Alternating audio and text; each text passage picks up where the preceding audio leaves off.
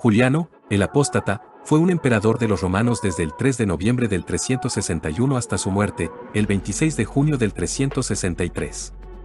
Era hijo de un hermanastro de Constantino el Grande.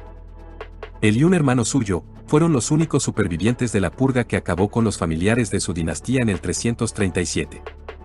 Su primo Constancio II lo nombró César de la parte occidental del imperio en el 355, menos de un año después de la ejecución de su hermano, que también ostentaba la dignidad de César. Constancio le encargó rechazar la invasión germánica de la Galia, tarea que realizó con gran efectividad repeliendo a la tribu germana de los alamanes. En el 361, envalentonado por sus éxitos, usurpó el título de Augusto, y por este motivo se preparó para llevar a cabo una guerra civil en contra de su primo Constancio II. Sin embargo, el destino estaba de su lado y su contrincante murió repentinamente. Por este motivo se convirtió en el legítimo heredero. Este fue el momento que escogió para renegar públicamente del cristianismo, declarándose pagano y neoplatónico. Motivo por el cual fue tratado como apóstata, pues había sido criado y educado como cristiano desde niño. La muerte de casi toda su familia a manos de Constancio II lo hizo renegar de sus creencias. Juliano hizo públicas sus ideas paganas y dio solemnemente las gracias a los dioses imperiales, reuniendo en torno suyo a los intelectuales más famosos del mundo helenístico.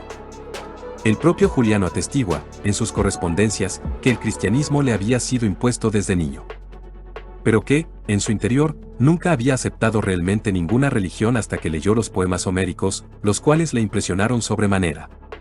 Tuvo una enorme influencia de filósofos como Porfirio y Jámblico. Para Juliano, la antigua literatura helénica era la fuente principal de la cultura, siendo imposible separar su belleza formal de su contenido ideológico y religioso. Sin embargo, el ejemplo contrario, lo preconizaban los intelectuales cristianos de la época, como Gregorio Nacianceno y Basilio el Grande, a los que conoció durante sus estudios en Atenas. Practicó una especie de eclecticismo donde predominaban concepciones esotéricas con elementos de la filosofía clásica. Fue señalado por algunos como practicante de teurgia y neoplatonismo. La teurgia era una práctica mágica griega, en la cual se invocaban poderes celestiales, a fin de comunicarse o unirse a ellos. Para Juliano, la filosofía de Grecia tenía entre sus principales exponentes a Pitágoras, Platón y, sobre todo, a Jámblico y sus discípulos, este último neoplatónico.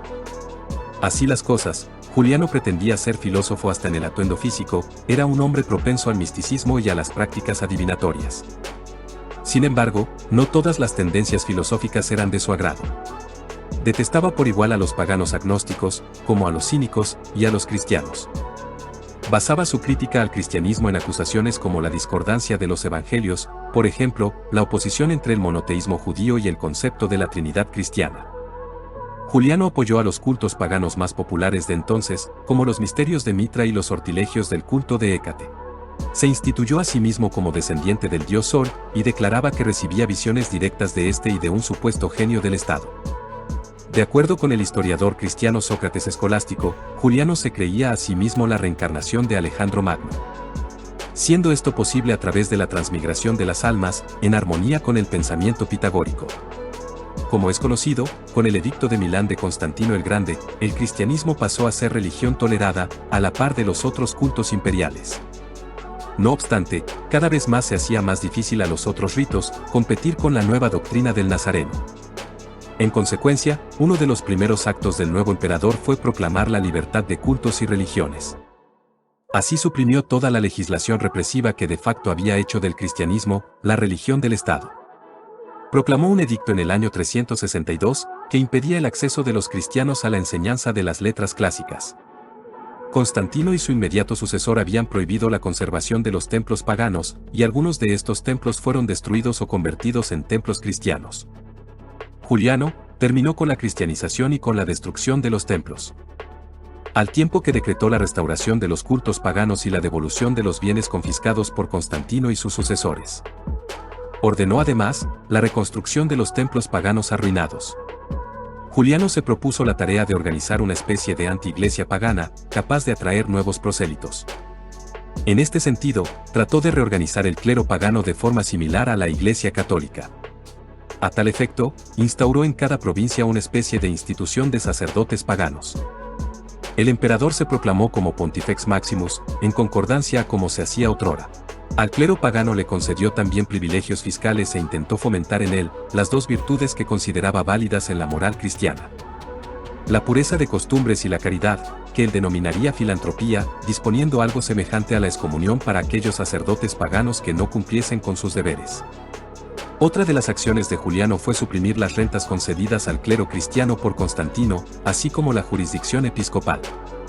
Hizo regresar a los obispos cristianos considerados heréticos, que habían sido exiliados por los edictos de la Iglesia, reavivando así los disturbios y cismas internos en el seno de la Iglesia.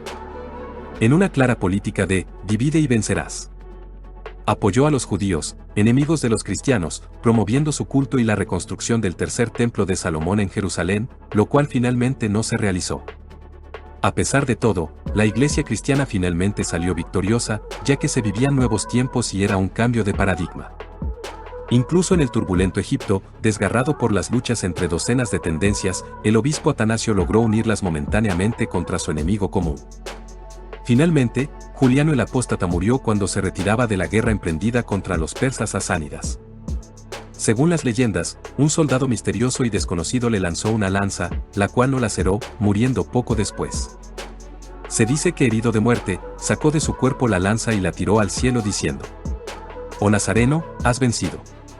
Su fin fue, a su vez, el de la dinastía constantiniana. Los restos de Juliano fueron sepultados en Tarso, y posteriormente trasladados a la iglesia de los Santos Apóstoles, en Constantinopla, siendo depositados en un gran sarcófago de pórfido. Siglos después, la iglesia fue destruida por los turcos y sus restos vejados y expoliados. Sin embargo, el sarcófago aún se conserva en el Museo Arqueológico de Estambul.